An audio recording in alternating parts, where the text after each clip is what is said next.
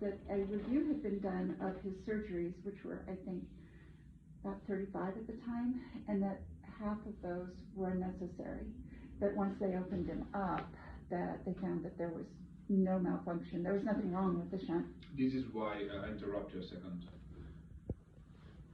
The reason why we did this clinic over here, it was because of this, because all these people, they, and I'm no harsh in saying that I'm not here to please the patient. I don't, because patient come here and say like, oh, the shunt's not working. I don't care what you're saying. The shunt is working, and I cannot listen to you because otherwise we ended up like him, getting 15 surgery for no reason. This is exactly what the what most common mistake when the neurosurgeon does is when the patient become insistent and he just to say, okay, I don't want to hear from you, take you to surgery. I will never do that. I don't care. Good. Because 15 surgery for no reason. It happens all the time. You know the first, you know the last. Any age, 3-year-old, 4-year-old, doesn't matter. Great. That is what we want. We are on the same page. So, but when she told me that, my reaction was, if it's not the shunt, what is it? And so in 2019, we started a huge project, family project, find out what's causing these headaches. And we actually were able to diagnose about 12 different kinds of headaches that he has. But there is still something going on that does not respond to any of those protocols that we've established. So when we started seeing that there might be some signs of, of hypotension, one of the questions that came to mind that, of course, I didn't know to ask in 2019 was when they replaced that valve, was that valve actually damaged when they took it out? Was there actually evidence that the original valve was in? You don't know. I do not know. And neither the surgeon could. You cannot know. There's no way to know.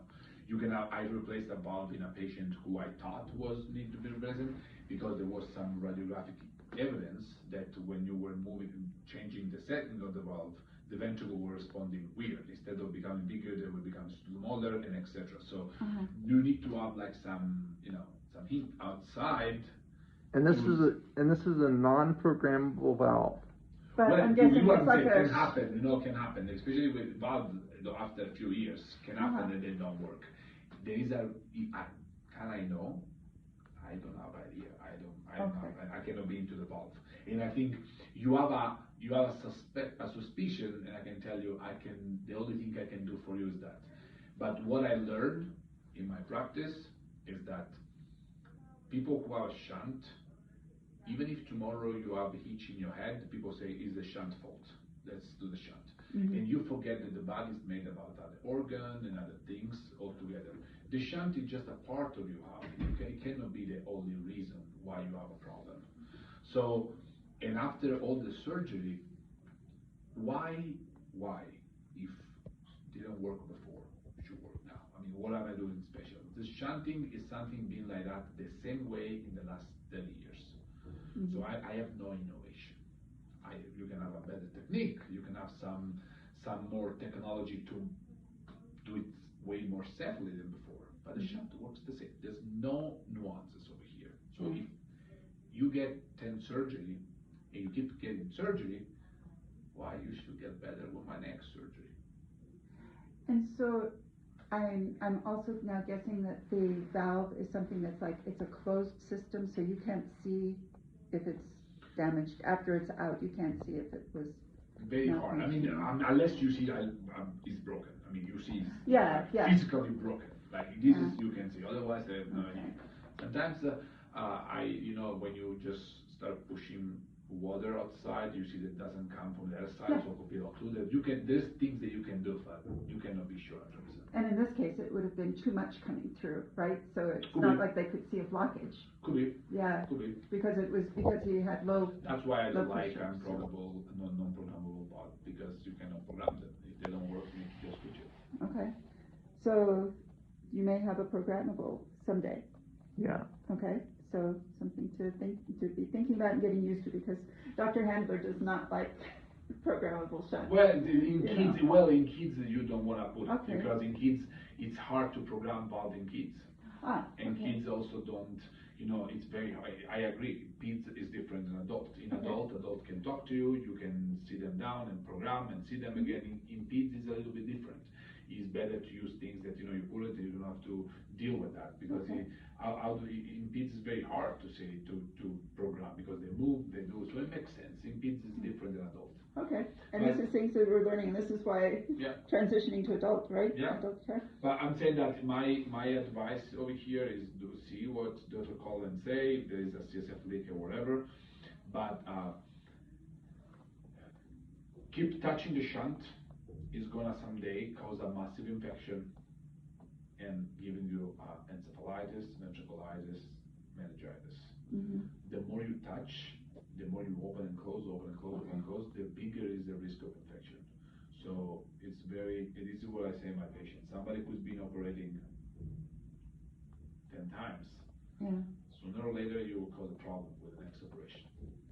Well, we learned about something, I can't remember, I know there's a lot of talk about cytokine storms, and now I'm forgetting the storm, but when there is Glutamate. Glutamate storm? Sorry? Glutamate storm? Yeah. And with all those things that he's had, I mean, he's had probably a significant amount of brain damage just from that type of thing happening with all those surgeries. Yeah, I mean, surgery for shunt revision, it's a pretty stupid surgery. It's not, unless you need to remove the shunt, which can cause a bleeding. Yeah. If you just change the valve or you do very small things, usually it's not a big problem. But what is, I think, the main issue there is the infection. Yeah. Because if the infection if you cause an infection in the CSF, it goes into the ventricles and it goes under called ventriculitis. Ventriculitis is worse than meningitis, is worse than encephalitis. It's very hard to treat. People die with ventriculitis. So it's this is what I say to all my patients. I say, like, we need to always find the other reason why you have a problem and not trying to go to the shunt for this time, because it will not help. If it didn't help before, why should help now? Somebody who's been having 30 surgery, it's very hard that I'm gonna do the next one which is gonna save you, which again, I'm happy if there is a reason to do it, but just because it's a suspicious of the shunt malfunction, it's not enough to bring you back to the OR, because some surgeon doesn't explain this very clear, but you can have a horrible complication from shunt, like horrible, like bad. You've read so he is in a couple of groups on Facebook regarding hydrocephalus. Several, actually. So he's gotten a lot of this. He's heard from the other people that are in these groups that have had the ventricular infections, and everything has to be externalized, and they go through a lot of bad thing. Yeah. And then when you have an infection the first time, the second time, even when the infection is gone, your chance of getting an infection is way higher than if you never got an infection. So people who got an infection, I have a guy, I work at Denver Health, who he's the fourth surgery for infection. Even when they clear everything, I put it back again after 15 days back, because many organisms, even if they do antibiotic, they stay seated and they wait for the next shunt to get in and just start there. Yeah. Wow. So we don't want that. And of course, that's with the possible CSF leak, I know that also raises. We want to track that down. We can see that. I mean, if it's there with we're gonna find it. With a dynamic CT myelogram is the one that we're gonna find it if it's there. Okay. Yeah. And then if it's there, usually Dr. Colin try to treat it over there with like glue. And if he cannot, he will tell me we go to surgery, which is like surgically, but it's a process. Yeah. So hopefully glue or a blood patch. Usually if he find the glue, the leak in a specific place, he glue it. He glues it. Okay. Yeah. If he's not sure, he will do a generic blood patch. It goes everywhere. There's not, you put it and it goes all around the spine. But if he finds it and he's like T5, T6, if he goes there, he will do it in that point. So it depends what he finds. And then if he's not solvable, because you still have the leak after a month, two, whatever, he's gonna send it to me and we do And that's a good thing. We want to avoid the Yeah, surgery. something to look forward. At least we have an idea to what to look for. Yeah. So this is a lot to take in, and it's at a high speed. So Yeah. I'll go back through. Also, we're just talking. I mean, it's not Yeah. like nothing is happening, nothing for sure. It's just to let you know that there's other things that might happen in the next few weeks. Yep. But we're on track to, we have one more stone to turn over, right? Yeah. Let's Yep. see if it's there. Yeah, we learned that 44%, approximately 44% of people with hydrocephalus have chronic headaches that are not caused by the shunt, according to the Hydrocephalus Association. Yeah, Yeah. this is what I So- usually say to people. Like, headache, it's a chronic process. People who've been having hydrocephalus for so long, the brain just doesn't work in the way it should work if you never had hydrocephalus. And the response is pain. Yeah. So I can touch your shunt as much as I can, and most likely your headache is gonna still be there, because most likely it's not, that's not the point why you have a headache. And I've been trying to explain this to everyone, but the 99% of doctors who are not neurosurgeons or neurologists, they don't know. So you have a shunt, anything happen in your life, shunt's fault. That's exactly what we ran into for all those years, yeah. It's always. But now we know, we were able to clear, he had TMJ. We were able to get, he had braces at one point, but things had gotten out of alignment. We were able to get that cleared. We know that he has barometric pressure headaches. That's a very definite, we can see the correlation consistently. He has definitely the, low occipital, which we thought was more from, and probably a lot of it is, from positional Have issues. you tried physical therapy? Mm-hmm. Have you So tried he's physical been, he's been working with physical therapy. That's good. And they've done nerve blocks that haven't been completely effective. They're very short term. He has dystonia. We knew about it in his hand and his foot. We didn't realize that it was running up his, his right side. People with dystonia is everywhere, even if you don't see. So it's just enough to cause headache, enough. Yeah, it by itself, and it runs right underneath the valve. That's why you should. Have you tried Botox? Yes. So he's Does it in work? between Botox treatments, and it takes it down considerably, the incidence, but there's still incidence there. Yeah, but There's- it does something. This is a good explanation. You looks like, man, you have a lot of factors that contribute to headache. So that's why trying to fix one of those factors, you will never be happy, because it doesn't fix all. Yeah. So, when fixing one of those factors entitled doing surgery, I would think very well multiple times, because if doing surgery solve the problem, yes, we do surgery. But if that is only one of your 20 problems that is causing headache, this is wasting your time and putting you at risk for no reason. So we call it, it's like an onion. His headaches are an onion. We It's peel the layers. It is. And but then when we get to the point where we have done all the protocols and the headache is still raging, that's when we say, hey, can we check this? Check wherever you can, and we checking wherever is need to be checked. And what I'm saying is that I really firmly don't believe that the shunt is the problem. Okay. Because headache, a shunt malfunction is only, headache is people who have a shunt malfunction has another problem. Headache is the least of the problem, right? Yeah. And so I will say, let's check other things that do not require to touch your shunt. Let's put it this way first, and then we'll see. I totally agree with that. It doesn't work, man. You're not new at this. If you were new, I would tell you, well, it's worth to try. After 30 surgery, I would tell you, I'm very not confident that this will magically solve any trouble. We can solve trouble differently, and then surgery is the last thing. When nothing else is working, we can consider it. But as talking to you, you don't look somebody with a shunt malfunction. Okay? Yeah. You've heard that before, but you haven't heard this much of an explanation before, right? Right, yeah. Yeah, the shunt, it's never, hydrocephalus, a chronic hydrocephalus causes a lot of things. Headache is the least of the problem. And people who have a shunt malfunction they really have. I saw you walking, so I'm talking to you. This is not somebody who I say, oh, you have a shunt malfunction. I have people who come here, I have a headache, my shunt is not working. You hear screaming at me and talking, this is not a shunt malfunction. People who have shunt malfunction become demented. They have because the bad idea around is that shunt equal headache. That's not. Neurosurgery doesn't treat headache. This is the news I tell you. Never. There's no pathology that you do surgery because the patient comes with a headache.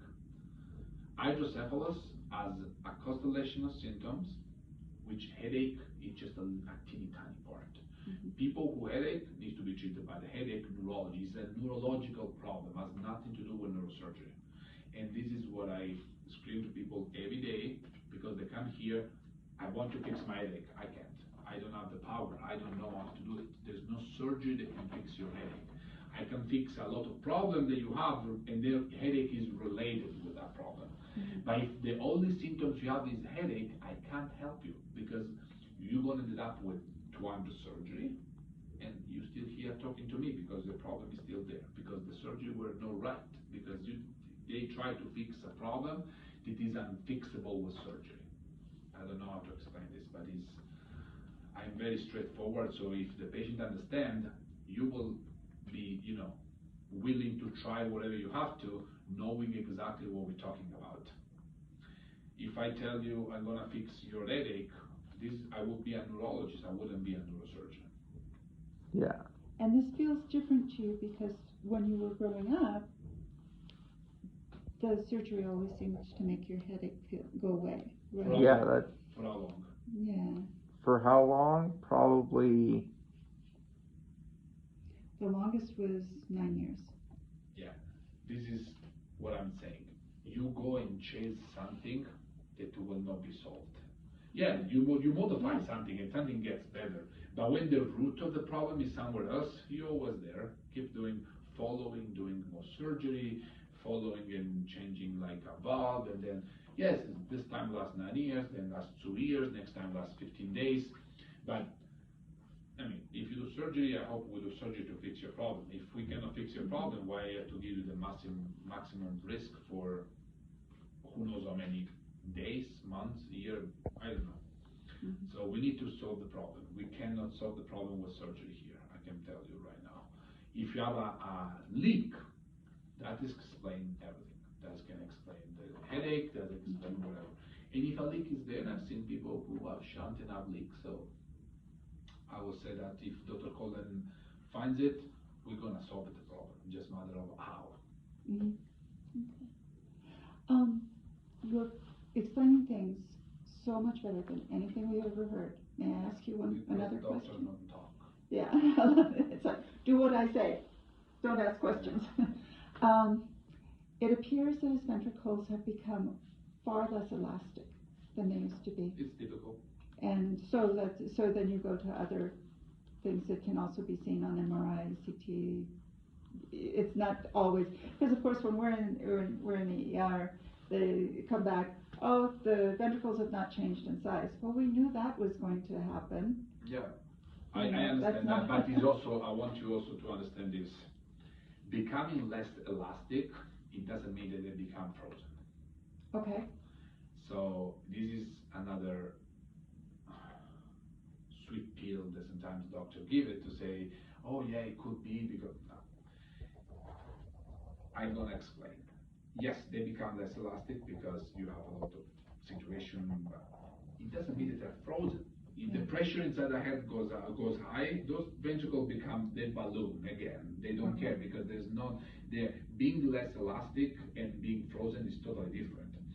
Means that if maybe in somebody like me who never had a shunt, if I have a small change, my ventricle become very small or very big. In you will need more.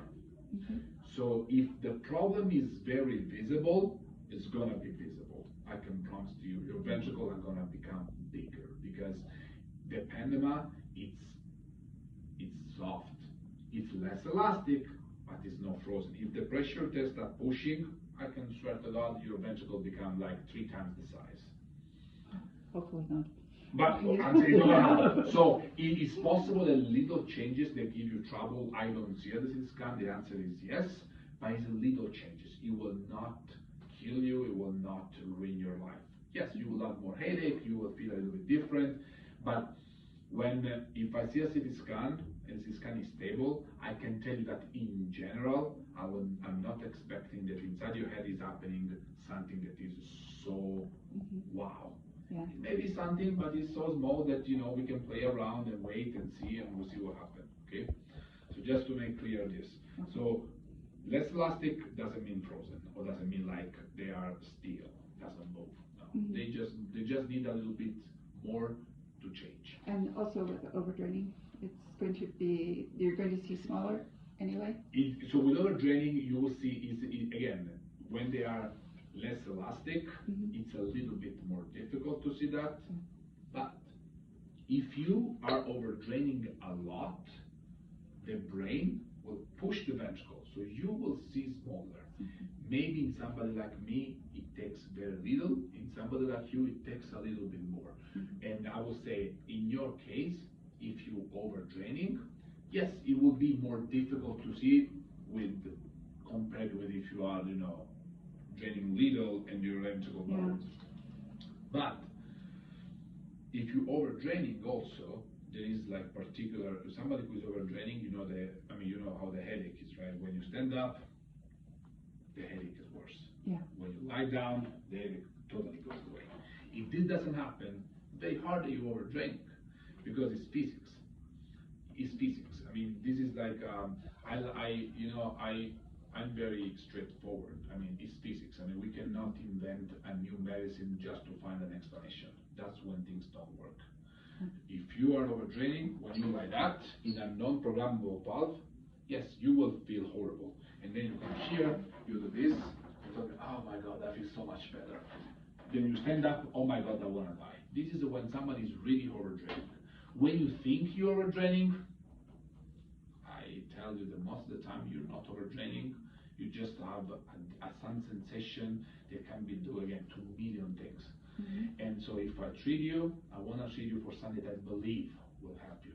Not that you believe will help yourself. Because otherwise, that's not how we're going to do some bullshit like happened to you getting 15 surgeries that are not needed. What if I've been drinking water all day, every day, going to the bathroom all day, every day to get that water out of my system, and yet I still have a headache? Because you cannot get the water out of your system in your head drinking water. Yes. Because it's different. Because the water in your head is produced into the ventricle. So in your head, if somebody explain how these things works, I tell you how it works. You produce, all of us, every day, we have 250 ml of CSF in our system. Only 25 of these 250 are into your ventricles. 25 out of 25. Really? Yes. Yes. Only 25 out of 50 of this. A very small part. The rest is into around your brain and in all your little sulci in your brain, inside of the CSF, and all around your spine, the CSF. Okay? So the majority of CSF is not in your ventricle. Only 25 ml compared with 20 to 250 ml that you produce every day. So just a little small part. You can drink all the water you want. That's not gonna change nothing with what you have in your ventricles, because your choroid plexus, this is how it's called, the thing that produces CSF, you keep producing, and in a normal like me who has no problem, these things from inside it start over here, go all the way down, and then from here get pushed out and goes around the brain and into the spine and get reabsorbed by the venous system and other things around, and then goes into the blood. In your case, for some reason, what happened, this machine doesn't work.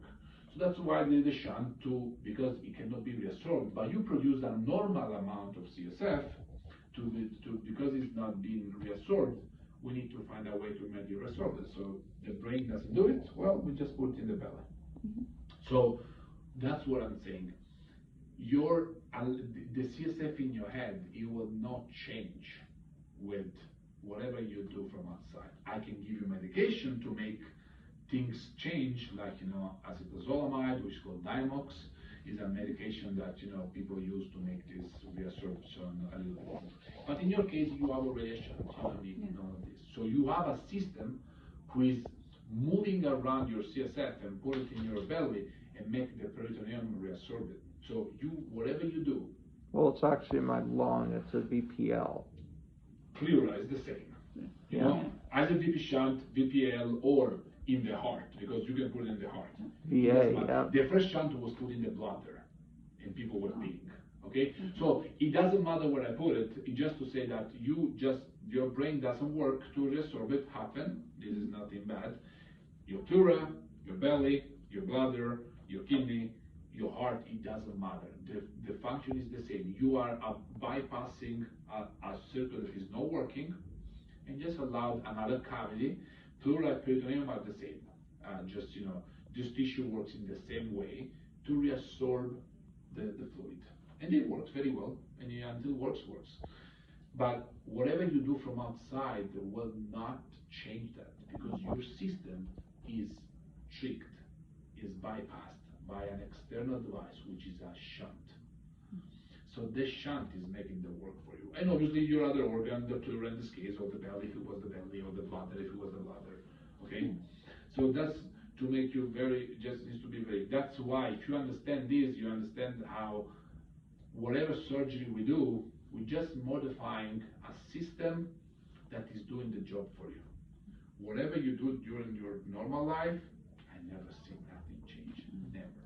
I want to reinforce with you though that the drinking water, staying very well hydrated. This helps for your headache, yes, which is different. Exactly.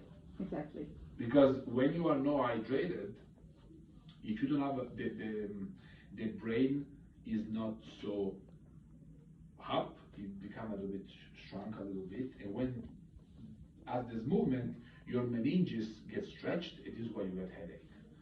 So, drinking is not modifying your CSF. Drinking will help you with a headache for another reason. That's the reason why here, and also remember something, people with your condition, obviously, will be better off in Miami or in Los Angeles at the sea level, not at 1,000 feet. Because 1,000 feet, the air is less, the oxygen is less, the pressure in your head, in my head, is way higher than somebody who lives on the beach. Have you ever heard about high sickness? People who do a 14ers and they just feel bad. They feel bad because the pressure in the head goes very high and they have headache, nausea, and vomit. This is why. So people who have bone problem, head problem, they will be better off. Something maybe you should try one day if you want to do is just take him to the beach for a week and see what happens. And I've seen people come back and say, we are moving, because my life changed with 1 week being on the beach and walking around. Because the 1,000 feet are not made for humans. Now, especially somebody who has a pressure in the head problem and etc. And the same with arthritis and etc. This is very similar. So, I want you guys to understand that there's many reasons why you are having headache. Being hydrated at this highness is so important. Otherwise, I will have headache, you will have headache. But nothing to do with your CSF. It's in general. Your brain, the turgor of your brain change, the pressure, the vein pressure change, so they are happy also to reabsorb more CSF. But in your case, it doesn't matter because you have a shunt who is doing the job. The vein are not reabsorbing anything. It's the shunt who is doing it. It's your pleura who is doing it. So be hydrated, yes. But don't think this is something to fix your CSF problem, because you're not fixing it. That's not going to work there. Make sense? Yeah. Good. Maybe I told you, I will try with him to take him like to the sea level, or like any place where there's not so high. Just for even for, I would say long weekend, because just 2 days he needs to adapt. But see what happens when you get like down there, and see what happens for like, the idea is, I would say always is 7 days. The first 3, he needs to reset, and then from day number 4 is when he start working with that pressure and see what happens. Okay. Would you see that with barometric pressure changes? Oh yeah. Yeah, okay. Yeah, we are at 1,000 feet. This city is dangerous. This weather very much affects him. Well, yeah. But when the pressure goes down, it's horrible for him. Here we are 1,000 feet. Yeah. This is a disaster. This city has so many problems. Well, it's true because you have so many. It's so hard. Mm-hmm. You know, your hemoglobin is more than somebody who lives there. You know, have you ever heard about athletes who train in the mountain and then they auto transfuse blood to become to perform more when they are there? Yes, that's good, but it's also true that when you are so high, you have so many blood cells. Mm-hmm. This can contribute to have headache. So there's many things that can happen. What I'm saying is that you guys tried everything, and it's way better try 1 week in the beach instead of getting another surgery who I'm not convinced is gonna even help you for the shunt. If you have a cystic leak, we're gonna solve that as well.